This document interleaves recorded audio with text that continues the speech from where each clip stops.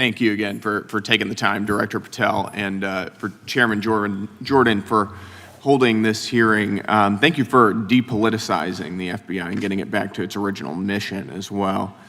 Director Patel, do you agree that we have a problem in the United States with politically motivated violence? Absolutely. And I very much agree. I think we can all agree that political violence is wrong, it's evil, regardless of which side it comes from, and that we can all adamantly and vehemently reject it, or we certainly should. But one of the things that we've noticed recently is that affinity and tolerance for political violence is not equally distributed on both sides of the aisle. In fact, right now, social media is filled with leftists who are cheering on the murder of an iconic conservative political figure, Charlie Kirk.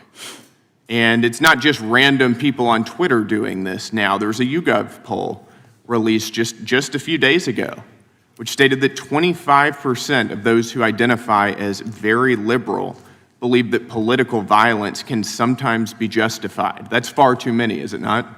The gravity of this fact lies in its ripple effect. If leaders and influencers on one side begin to echo this tolerance for violence, their followers will feel justified, even empowered to act, and the more it's tolerated, the more it grows. Soon, what should be extreme and unacceptable becomes casual and mainstream. That's how societies collapse, not with one act of violence, but with the slow, creeping acceptance that violence is simply part of politics. This is why Congressman Gill highlighted the poll in such a pressing way during his exchange with Director Patel. He wasn't just reading off statistics, he was sounding an alarm. Because when 25% of any group says violence has a place in democracy, we are no longer debating policy, we're questioning whether democracy itself can survive, and that question should matter to every American, regardless of political affiliation. It is. One is far too many. One is far too many. That's right. Only 3% of very conservatives said the same thing, and we can agree that 3% is far too many. But there's an astounding difference between 25% on the left accepting and tolerating political violence and 3% on the right. I would hope that our colleagues on the other side of the aisle would also recognize that there is a systemic problem on their side of the aisle with tolerance for violence against people with whom they politically disagree, that there is a cultural rot on their side of the aisle that needs to be addressed desperately. Would you agree with that? Yes. One of the more astounding aspects of this is that it's not just people. This comes from the very top, from their political leaders. Just a few days ago, a member of Congress of this body, Ilhan Omar, shared a video on her social media account about Charlie Kirk's murder, and I'll quote what it said. It said, "Charlie Kirk was Dr. Frankenstein, and his monster shot him through the neck." Think about the weight of those words. This wasn't a random comment from an anonymous account hiding behind a username. This was amplified by a sitting member of the United States Congress, someone whose voice carries authority, influence, and a global audience. The message was clear. Kirk's murder wasn't a tragedy. It was portrayed as a consequence, almost as if it were deserved. What makes this act so dangerous is the example it sets. Leaders are supposed to guide the public to uphold standards of dignity and responsibility, even when passions run high.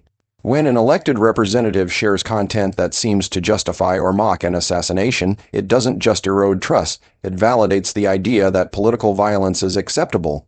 Imagine the impact on young people who follow these leaders, or on those already teetering on the edge of radicalization. If they see violence not only tolerated but hinted at as deserved by their leaders, how many of them will take that as a green light? In other words, Charlie had it coming to him. The words that he said naturally led to his assassination. I mean, that is a reprehensible thing for a member of Congress to say, to suggest, to promote in any capacity. And there are people across this country who are losing their jobs for far less than this. And that, by the way, is a just response to acceptance and tolerance of political violence. It's amazing to me that the political left today, who were the originators and the cheerleaders of cancel culture, now have the backbone to attack conservatives for defending their assassinated friend. But there's a key difference here. Democrats want to silence conservatives for speaking obvious, self-evident ontological truths like that men aren't women and men can't get pregnant. That seems pretty basic. That seems like a basic truth that we should all be able to agree on. Patel explained that what's needed is a partnership between the FBI and the private sector, particularly tech companies and online platforms. Think about that for a moment. The battleground for political violence isn't just on the streets anymore, it's in news feeds, gaming platforms, group chats, and social networks. These are the places where dangerous ideas are born, nurtured, and spread. And without the cooperation of the companies that own these digital spaces, the FBI is left trying to fight a wildfire with a garden hose. The urgency of this partnership can't be overstated because every delay, every missed signal is another opportunity for rhetoric to escalate into real-world bloodshed. This point reveals something deeper about how political violence evolves in the modern age. It doesn't begin with an attack. It begins with a post, a meme, a video, or a conversation that slowly normalizes the idea that violence is acceptable. By the time someone acts, the seeds have already been planted and watered through countless interactions online. Patel's call for renewed laws that allow private companies to share information with the FBI without fear of liability highlights just how critical this cooperation is. It's not about silencing debate. It's about preventing harm before it erupts into tragedy. Republicans, by contrast, are recognizing that a constitutional republic depends on the free and open exchange of ideas, that we can debate without violence, and that assassinating a political rival is evil, it's wrong, and it should not be glorified or promoted or justified in any way, including in the way that Congresswoman Ilhan Omar did. So, Mr. Patel, thank you again for being here. I'd like to, with the remainder of my time, just get your opinion. Does the FBI recognize the rising threat of political violence in America, and what can you guys do to address it? Yes, we do, and what we can do to address it, Congressman, is we need to get online partnerships with these companies in the public space, on these gaming sites, and on these social media sites. As I was saying earlier, there is no way to triage the amount of information generated on these sites by the FBI alone. And we need the public-private partnership. And there's another law that's expiring, I think, at the end of this month, which I believe we need renewed, that allows private sector companies to report into the FBI without liability for criminal investigatory purposes. And that's the kind of stuff we need to keep going. Got it. Thank you, Director Patel. We really appreciate it. Thank you. Gentleman yields back. Mr. Chairman, Gentleman from Arizona.